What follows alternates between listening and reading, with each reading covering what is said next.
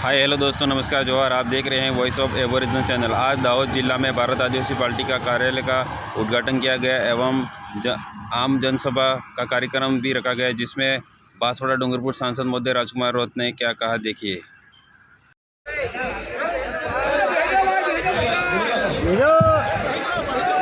सबने जय जोहार, जय भील प्रदेश। आज वर्तमान गुजरात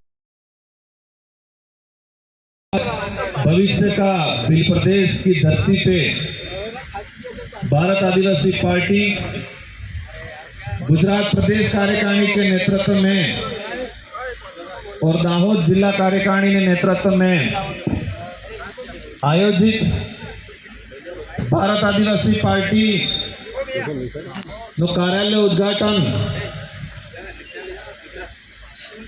और ये मंच पे हमारे जो विराजमान जिनकी प्रतिमाएं हैं, इस देश की आजादी में राजा रजवाड़ों से, मुगलों से, अंग्रेजों से अपने कोण नहीं रक्षा बल्ले, जल जंगल जमीन नहीं रक्षा बल्ले लड़ाई लड़ी और ये देश आजाद हुआ। लेकिन आजाद देश के अंदर भी ये जो महापुरुष हैं, इन महापुरुषों के सपने आज भी अधूरे हैं।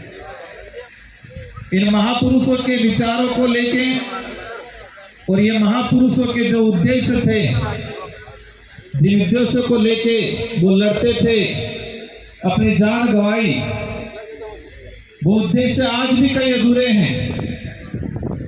तो भारत आदिवासी पार्टी हमारे इन महापुरुषों के विचारों पे चलने वाली और हमारे महापुरुषों के अधूरे सपने को पूरा करने के लिए भारत आदिवासी पार्टी गुजरात के अंदर आने वाले चुनाव में आप सबकी बदौलत यहाँ पर झंडा गड़ने का काम करेगी। आज सबकी निगाहें गुजरात पे है, पूरे देश की। 2014 में गुजरात से कुछ नेता निकले जो आज देश के बड़ा प्रधान कहें, मोदी जी। तो एक नारा दिया था कि मैं गुजरात मॉडल लागू करूंगा पूरा देश में।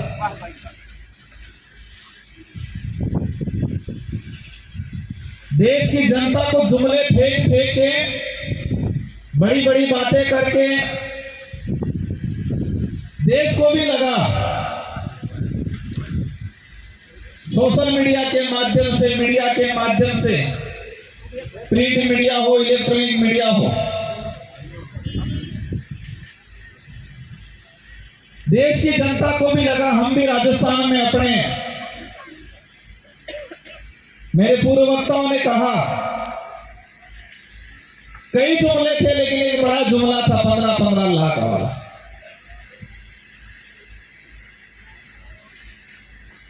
आज पूरे देश के अंदर देश की जनता और विशेषकर आदिवासी समुदाय, दलित, पिछड़ा, शोषित, जो गरीब वर्ग है, आज अपने कई परिवार ऐसे हैं जो 2 वक्त की रोटी के लिए तरसते हैं और कहते हैं कि दुनिया में डंका बजेगा। भारत देश के नागरिक हैं हम, हमें गर्व है हमारे देश पे, क्योंकि इस देश को आजाद कराने में हमारे पुरखों ने जान पसीना, खून पसीना बहाया, अपनी जान गंवाई। लेकिन आज देश को जिस तरह से खोखला किया जा रहा है, देश की स्थिति धरातल पे कुछ और है और मीडिया और सोशल मीडिया पे अलग दिखाई जाती है। देश का दुनिया में डंका तब बजेगा कि देश का प्रत्येक वर्ग का, गरीब तबके का आदमी जो लास्ट कोने में, गांवों में, जंगलों में, पहाड़ों में रह रहा है, वो मूलभूत सुविधा तक की परिपूर्ण हेक्टी सुविधा मળી जाते देश में डंको वागी, दुनिया में डंको देश में वागी। गुजरात मॉडल की बात होती है। गुजरात के अंदर अहमदाबाद, गांधीनगर बड़े शहर हैं, सूरत बड़ा शहर है और हमारे दाहोद, अलीराजपुर, छोटा उदयपुर, सतरामपुर, यहाँ के हमारे बेरोजगार भाई, कई डिग्रीधारी भाई गुजरात, अहमदाबाद, गांधीनगर के अंदर मजदूरी करते हैं। हर एक दो दिन में 2-3 हादसे होते हैं। किसी का हाथ पैर टूटता है, किसी का सर पड़ता है, वो तो अलग है, लेकिन डेथ भी हर 1-2 दिन में 1-2 डेथ हो रही है। मजदूरी करते हुए गिर गया, परिवार जाता है, परिवार गाड़ी करके वहां जाता है, लेकिन उसको गाड़ी का किराया भी नसीब नहीं होता। दुनिया भर की योजना चल रही है, चिरंजीवी योजना हो, आयुष्मान कार्ड हो, ये बीमा हो, लेकिन हमारा जो गांव में रहने वाला आदिवासी परिवार जो गुजरात, अहमदाबाद में मजदूरी कर रहा है, उसको किसी भी बीमा में कवर नहीं किया जाता। आज गुजरात के अंदर, क्योंकि देश को लगता है कि गुजरात सब तक विकसित थाई गयो लागे, गुजरात में सब है लागे, लेकिन गुजरात के अंदर आज भी गरीब पिछड़ा आदिवासी समुदाय है, उनकी हालत, आर्थिक स्थिति कमजोर होती जा रही है। भारत आदिवासी पार्टी सिर्फ राजनीतिक उद्देश्य पूरा करने के लिए नहीं आई है। इस पार्टी की जो विचारधारा है, उस विचारधारा का मूल मंत्र यही है कि गरीब तबके का आदमी, आदिवासी समुदाय, दलित, पिछड़ा, जो इस देश की आजादी कराने में इनके पुरखों ने जान गंवा दी थी, वो आज भी दर दर की ठोकरें खा रहा है। इनकी समस्याओं का समाधान करना, ये देश संविधान से चलता है, मोदी जी की कलम से नहीं।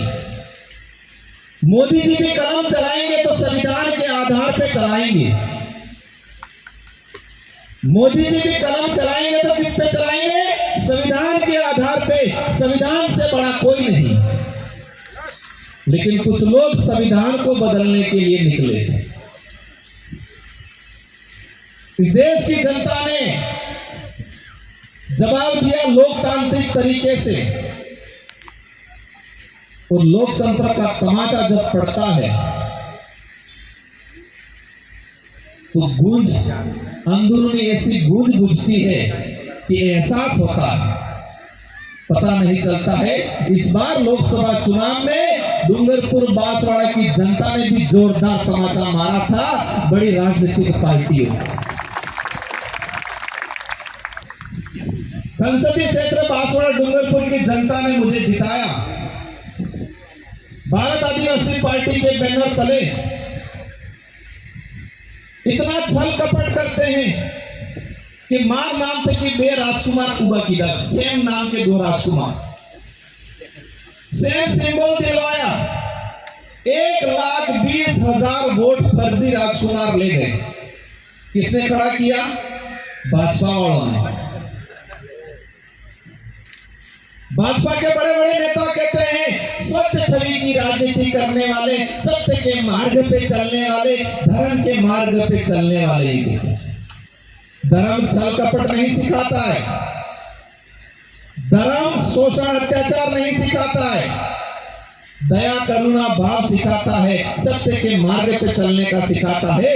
लेकिन भाजपा के नेता ऐसी नीति खेलते हैं जो धर्म और उनकी बातों से मेल नहीं खाती। लेकिन बांसवाड़ा डूंगरपुर की जनता को इस मंच से भी धन्यवाद देना चाहूंगा जिन्होंने मुझे भारत आदिवासी पार्टी को 2.5 लाख वोटों से जिताया।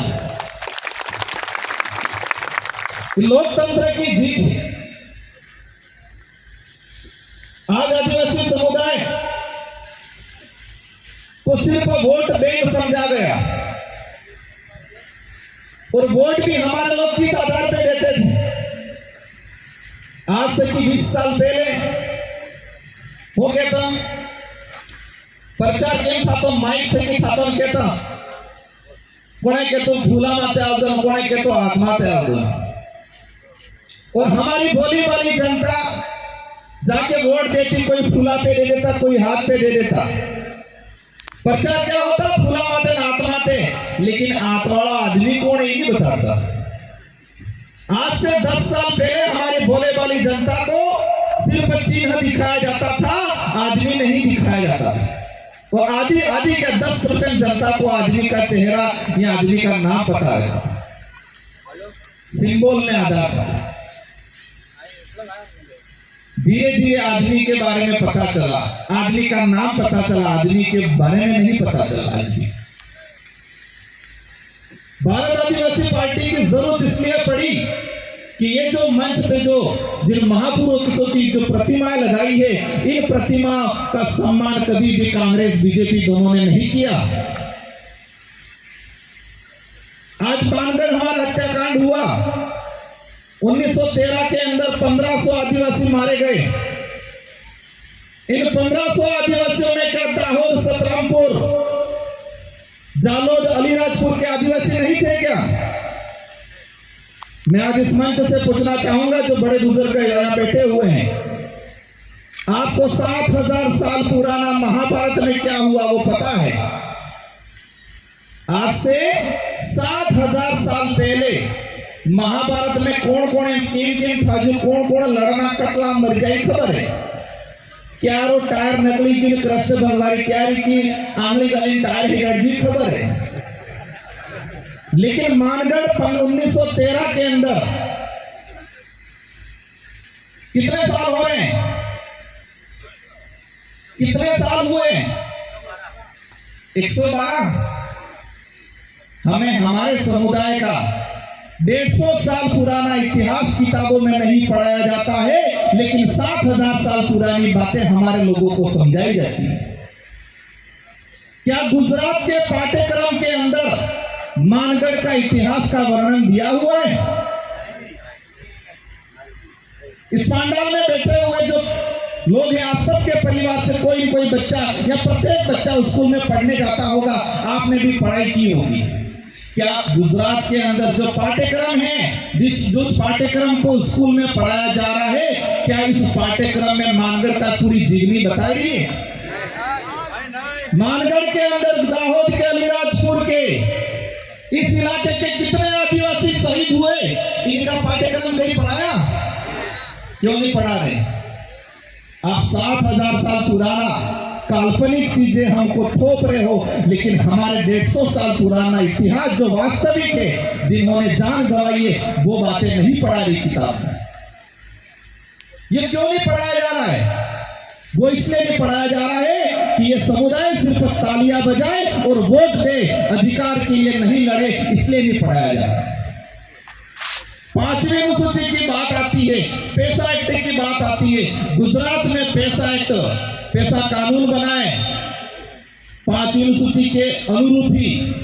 हालांकि 5वीं अनुसूची का सारा जो परिभाषा उस अनुरूप नहीं बनाए, लेकिन कुछ % बनाए।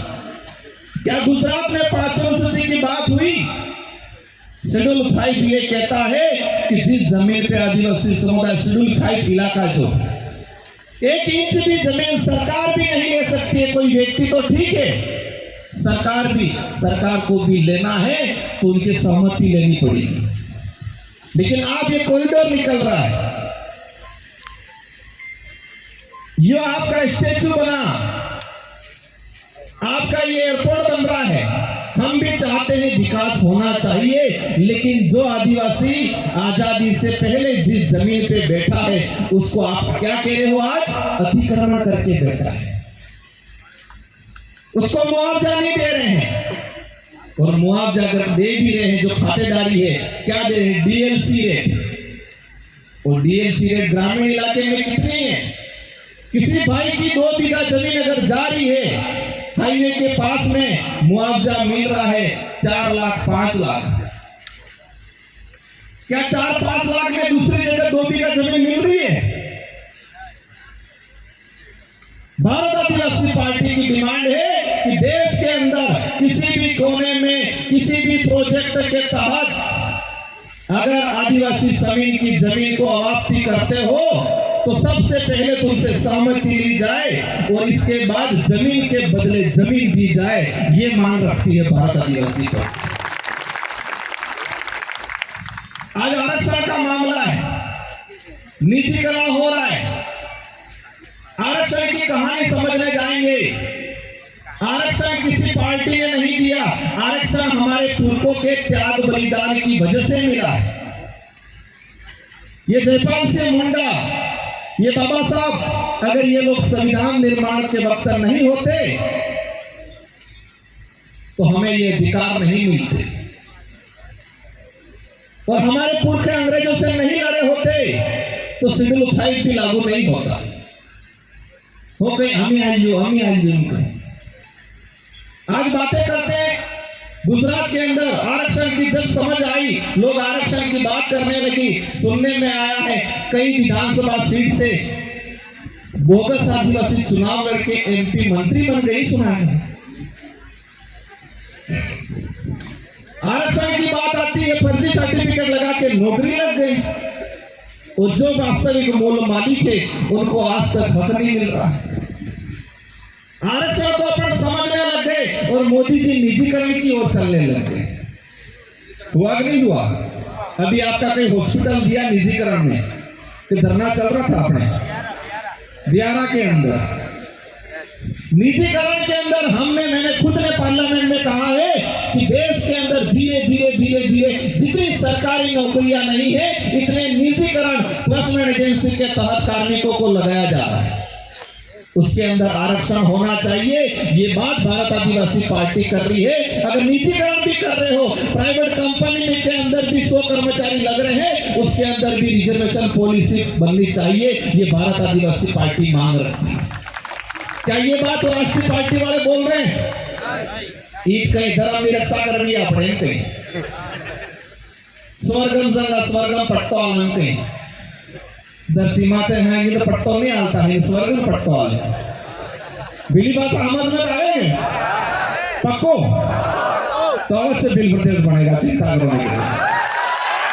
ये कलाकार जो थे, हमारे जो गायकार थे, तीनों भाइयों को मैं धन्यवाद देना चाहूंगा, और हमारी छोटी बहन भी कहीं आई है, उनको भी धन्यवाद देना चाहूंगा। ये जब आप गा रहे थे, मैं तब महसूस कर रहा था अंग्रेजी शासन काल के दौरान अंग्रेजों को हमारे पुरखों ने गीतों के माध्यम से चेताया, भजनों के माध्यम से, भक्ति के माध्यम से उनको चेताया। अंग्रेजों को समझ में नहीं आया तो अंग्रेज क्या करने लग गए कि ये लोग नाच रहे हैं, विरोध कर रहे हैं। लेकिन हमारी संस्कृति है, हमारी संस्कृति में गीतल माध्यम से कि दमदमावे केवल गीत सड़े और केवल घुमरो माड़ी केवल प्लकाई के बाहर पड़े दाढ़े माते आदमी है। तो वही चीज मानगढ़ में भी, क्योंकि किताब में क्या पढ़ाया जा रहा है, मानगढ़ के अंदर गोविंद गुरु महाराज के नेतृत्व में भक्ति आंदोलन हो रहा था। भक्ति आंदोलन हो रहा था तो नरगण काहे जोड़ा बजाड़ा था कि अंग्रेजन दिक्कत थोड़ी जाती थी। वो बिलराज की मांग कर रहे थे, और ये बात अपन सबको मानना पड़ेगा कि गोविंद गुरु महाराज को जब मानगढ़ से गिरफ्तार करके गुजरात में अपने ये कौन सी कोर्ट में पेश किया, अंग्रेजी शासन व्यवस्था में भी कोर्ट चलता था, तो जो सिपाही गोविंद गुरु महाराज को कोर्ट में पेश करने के लिए लेके गए, तो उन सिपाही जज ने पूछा क्या जुल्म किया है उसने। उन सिपाहियों ने कहा ये राज विरोधी काम कर रहा है। तो क्या राज विरोधी काम कर रहा है? तो अलग बिलराज की मांग कर रहा है। ये उस समय जजमेंट में लिखा हुआ है। उस गोविंद गुरु महाराज को जब जज के सामने पेश किया तो उस समय सिपाही ने कहा है, और जो जजमेंट उस समय जो कोर्ट जज ने जो आदेश निकाला था, उनको जेल किया कि ये बिलराज की मांग कर रहा है, इसलिए इसको जेल भेजा जाए। ये लिखा हुआ है। 1500 आदिवासी मर गए, देश आजाद हुआ। आजाद होने के बाद इन बिलों को 3 राज्यों में बांट दिया। गुजरात में बांट दिया, मध्य प्रदेश में बांट दिया, और महाराष्ट्र में बांट दिया, राजस्थान में बांट दिया। 4 राज्यों में बांट दिया। और आज जब बिल प्रदेश की बात करते हैं, ये अपनी मांग नहीं है, राजकुमार अकेले की मांग नहीं है, भारत आदिवासी पार्टी के अकेले की मांग नहीं है, न कांति भाई या न हमारे विधायक अकेले की मांग है। ये तो गोविंद गुरु महाराज का सपना था, ये तो हमारे पुरखों का सपना था। इस सपने को पूरा करना चाह रहे हैं। और जो बिल प्रदेश का विरोध करता है, समझ लो वो आदिवासी कोण का विरोधी, समझ लो वो गोविंद गुरु महाराज का विरोधी। मानगढ़ में जाइए कहीं आदिवासियों को वोट चाहिए तो मानगढ़ कार्यक्रम करो प्रेम से, फेंकता मेहता जैगने से, मोदी जी जे, राहुल जी जे जैगने से। तो मानगढ़ का इतिहास को आप पाठ्यक्रम में पढ़ाए। हमारे 5वीं 6वीं में पढ़ने वाला बच्चा गुजरात के अंदर जो जा रहा है उसको मानगढ़ का पूरा इतिहास पढ़ाओ पहले, सबसे पहले पाठ्यक्रम में। साथियों समय काफी हो रहा है, हमारे 1-2 वक्ता और भी है, आपको सुनना है, लेकिन ये बात ठान लेना, जब हमने राजस्थान में शुरुआत किया था लोग कहते थे क्या होगा, परिवर्तन आया, कई उपलब्धियां है, मैं गिनाना चाहूंगा तो आधा घंटा और लग जाएगा, लेकिन एक आपको एक सैंपल के तौर पे, क्योंकि कुछ लोग कहते हैं कि क्षेत्र पार्टी नानी पार्टी वाला हो करें। विश्व आदिवासी दिवस 1994 में ये उन्होंने घोषित किया था संयुक्त राष्ट्र संघ, कार्य किया था 1994 में। वो पैदा था जो तारे 2 साल में 1.5 साल में 1994 में विश्व आदिवासी दिवस घोषित हुआ था। लेकिन इन सरकारों ने, भले कांग्रेस की हो बीजेपी की हो, विश्व आदिवासी दिवस घोषित था, लेकिन किसी भी पार्टी ने विश्व आदिवासी दिवस न मनाया, न ही राजकीय या स्वैच्छिक अवकाश किया। 84 और सागवाड़ा की जनता ने 2018 में 2 विधायक बनाए, एक मेरे को और एक हमारे सीनियर साथी थे राम प्रसाद जी, दोनों को विधायक बनाए। और हमने मांग रखी कि विश्व आदिवासी दिवस का राजकीय अवकाश होना चाहिए। गहलोत जी मुख्यमंत्री थे, हमने मजबूती से मांग रखी और पूरे देश के अंदर सबसे पहले विश्व आदिवासी दिवस का राजकीय अवकाश घोषित हुआ, वो राजस्थान में हुआ। ये उपलब्धियां 1994 में जो विश्व आदिवासी दिवस ये उन्होंने संयुक्त राष्ट्र संघ ने जो घोषणा की थी, जब 1995 के अंदर से भारत के अंदर मनाना चाहिए था इन पार्टियों वालों को। हर जयंती मनाते नहीं मनाते, हर समाज हर धर्म का त्योहार मनाते, लेकिन आदिवासियों का विश्व आदिवासी दिवस इन पार्टियों वालों ने क्यों नहीं मनाया? इसी विचारधारा की बदौलत राजस्थान में 2 विधायक गए और सबसे पहले राजस्थान में राजकीय अवकाश घोषित हुआ। गुजरात में है कि नहीं है? कब हुआ पता है आपको? 2021 में शायद। राजस्थान में होने के बाद या गुजरात वाला खबर पड़ी कि आरो बाजी जवाब है, पर ये रोके नहीं रोका गया, आरो बाजेगा नहीं। क्षेत्रीय पार्टियों की बदौलत देश के अंदर आजादी के बाद से आज तक देश के जो कानून बने हैं, अच्छे कानून, गरीब के लिए, पीड़ित के लिए, आदिवासी दलित के लिए हित में जितने भी कानून बने हैं वो क्षेत्रीय पार्टियों की बदौलत बने हैं। तभी होगा केंद्र कार्य क्षेत्र पार्टी की वाली सरकार की एक सबसे बड़ी योजना है। जब जनता नेताओं को भीड़ की जरूरत पड़ती है तो कौन सी योजना वाले को याद करते हैं? नरेगा वाले को। करते हैं नहीं करते? सरपंचों को, सचिवों को कह देते हैं कि नरेगा की लेबर ले आओ, लेकिन नरेगा योजना भी क्षेत्रीय पार्टी वालों की बदौलत आई है 2005 में। कांग्रेस वाला कहीं हो कहीं कांग्रेस या लीच नरेगा योजना में। यूपीए की सरकार थी, 18 से 20 पार्टियों ने मिलके यूपीए की सरकार बनाई थी। मनमोहन जी प्रधानमंत्री थे और क्षेत्रीय पार्टियों ने सोनिया गांधी जी के पास डिमांड रखी कि यूपीए की सरकार को हम मदद करेंगे, लेकिन देश के अंदर रोजगार गारंटी कानून आना चाहिए। ये क्षेत्रीय पार्टी और सोशल एक्टिविस्ट जो लोग थे, इन्होंने डिमांड रखी। दूसरी डिमांड रखी कि देश के अंदर सूचना का अधिकार अधिनियम कानून आना चाहिए। एक गरीब आदमी भी चाहे कि कलेक्टर कटला वजह, अगर कटला वजह से 1 महीना कटला काम की जानकारी गरीब आदमी भी लेना चाहे तो ले सके, ये कानून आना चाहिए। उस कानून का नाम रखा सूचना का अधिकार अधिनियम। निःशुल्क शिक्षा का अधिकार कानून, खाद्य सुरक्षा अधिनियम जो 2013 में आया, ये सारे के सारे कानून क्षेत्रीय पार्टियों के सहयोग से जब भी यूपीए सरकार बनी तब आए। कांग्रेस फुल फ्रेश में बेटी रोजगार गारंटी नहीं आपकी। कांग्रेस फुल फ्रेश में अगर सरकार में होती रोजगार गारंटी नहीं आती है, सच्चाई है। मोदी जी तो बंद कर दूंगी कह रहे थे, पर पता नहीं सलाहकारों ने सलाह दे दी कि आप देश में जब भ्रमण करने जाओगे तो सभा में नरेगा के ही लोग आएंगे, इसलिए उन्होंने बंद नहीं किया। लेकिन इसको अपंग करने का काम जरूर कर रहे हैं, कि बजट में कटौती करने का काम हो रहा। आज छान के जाना है। ये पार्टी एक क्रांति के रूप में, एक मिशन के रूप में चल रही है, और इस पार्टी के अंदर जनता तय करेगी नेता कौन बनेगा। मैं भी विधायक बना, 2 बार सांसद बना, मैंने तय नहीं किया कि मैं बनूंगा, क्षेत्र की कार्यकर्ताओं ने तय किया राजकुमार बनेगा।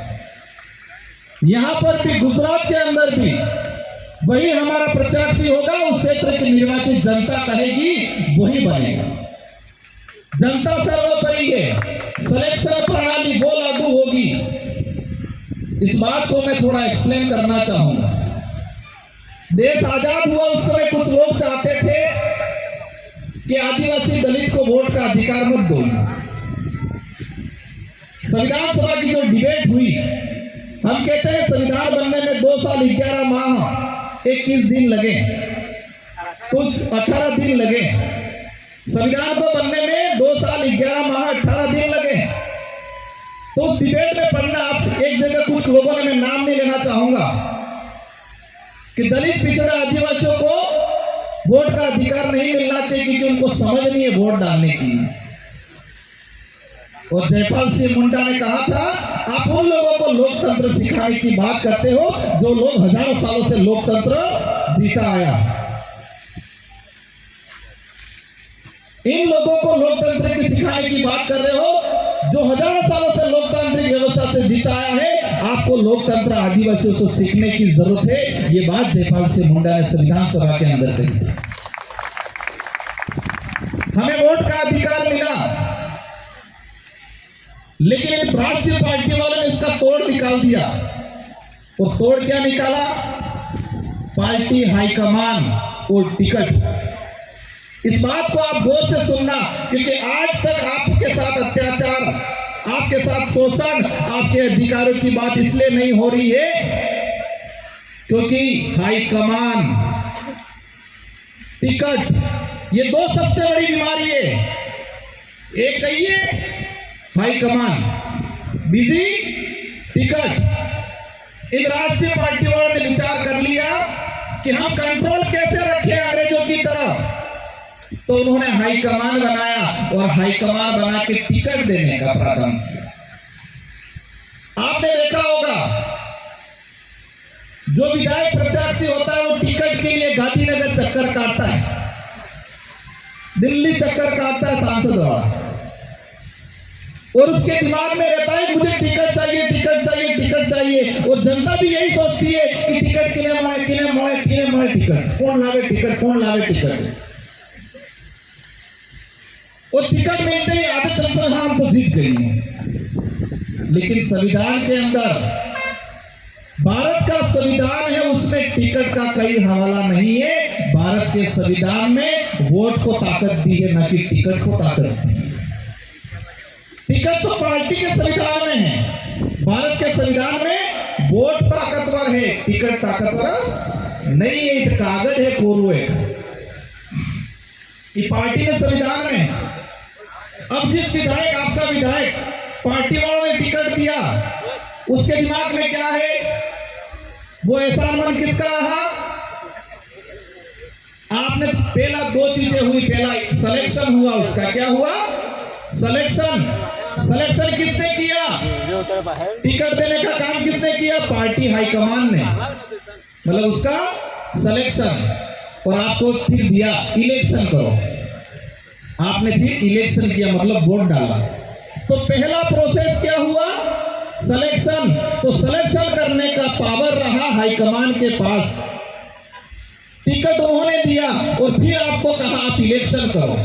और इस लोकतंत्र को कमजोर करने का सबसे बड़ा षड्यंत्र उन्होंने रचा कि इलेक्शन पावर खत्म करो और सिलेक्शन पावर महत्वपूर्ण बनाओ। ये राष्ट्रीय पार्टी वालों ने काम किया। मैं उम्मीद करूंगा आपने मेरी बात को समझा होगा।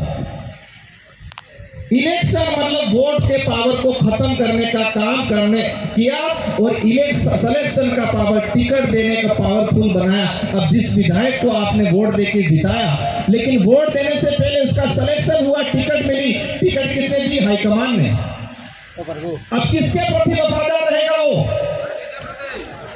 इलेक्शन के प्रति वफादार रहेगा कि सिलेक्शन के प्रति रहेगा? सिलेक्शन किसने किया? पार्टी हाईकमान ने। तो चलो, विधायक बनने के बाद 5 साल तक आपका नेतृत्व नहीं करता है, वो पार्टी का नेतृत्व करता है। वो आपके प्रति उत्तरदायी तो नहीं रहता है, आपके प्रति वफादार नहीं रहता है, वो पार्टी के प्रति वफादार रहता है। पार्टी कहेगी उठ, उठेगा। पार्टी कहेगी बैठ, बैठेगा। पार्टी कहेगी लेट, तो लेट जाएगा। पार्टी कहेगी मुंह बंद रख, मुंह बंद रखेगा। हो रहा नहीं हो रहा है? कभी पता करना, ये राष्ट्रीय पार्टी के जो विधायक हैं, राष्ट्रीय पार्टी के जो सांसद हैं, वो कहीं पार्टी गाइडलाइन ना केरी, पार्टी हाईकमान से डायरेक्शन नहीं है, पार्टी वालों ने ना कहा, पार्टी नाराज हो जाएगी, पार्टी के विपरीत हो जाएगा, कभी समाज के विपरीत हो जाएगा, बोला नहीं बोला, कभी समाज का नुकसान होगा, बोला नहीं, कभी समाज नाराज हो जाएगा, बोला नहीं बोला। क्योंकि वो पार्टी के प्रति वफादार है, पार्टी के प्रति जवाबदेही है। लेकिन भारत आदिवासी पार्टी ऐसी सिलेक्शन प्रणाली दे रही है कि आपका विधायक, आपका सांसद जनता के प्रति जवाबदेही रहेगा, जनता के प्रति वफादार रहेगा। ये बहुत बड़ा काम है और ये काम राष्ट्रीय पार्टी वाले कभी नहीं करेंगे, क्योंकि वो आम गरीब जनता का भला नहीं चाहते, वो जनता के हाथ में पावर देना नहीं चाहते। इस पार्टी के अंदर जो अच्छा काम करेगा, जो डट के रहेगा, जो तूफान में भी खड़ा रहेगा, क्योंकि गुजरात में तो शुद्धिकरण में मोटी फैक्ट्री है, वॉशिंग मशीन, तो हमें ऐसा बंदा चाहिए जो वॉशिंग मशीन के अंदर भी फिट नहीं हो। गुजरात में भारत आदिवासी पार्टी से ऐसा जवान चाहिए जो वॉशिंग मशीन में भी फिट नहीं था और कला वॉशिंग मशीन में गलवान की कोशिश करे तो वॉशिंग मशीन फटी जाए वो गुजरात। इसलिए सिलेक्शन का पावर आपको मिलने वाला है। आप ही सिलेक्शन करोगे, आप ही इलेक्शन करोगे। ये आदमी वॉशिंग मशीन में फिट नहीं था। ये शुरुआत है, आप सबकी पार्टी है, आपकी है, अपनी है। इस देश के गरीब दलित पिछड़ों की आवाज बनने का काम करेगी, हमारे महापुरुषों के जो सपने का साकार करने का काम करेगी। आपके बच्चे स्कूलों में पढ़ रहे हैं, आरक्षण नहीं मिल रहा है, फिर आरक्षण की लड़ाई लड़ने का काम करेंगे। एक आखिरी बात बोल के मैं मेरी वाणी को यहाँ विराम देना चाहूंगा।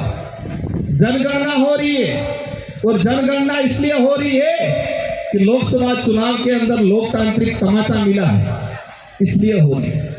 और जनगणना के अंदर हमारी आइडेंटिटी को कायम करना है, हमारी संस्कृति, हमारी पहचान, हमारी पूजा पद्धति, हमारी धार्मिक पहचान को इस बार हमको कायम करना है।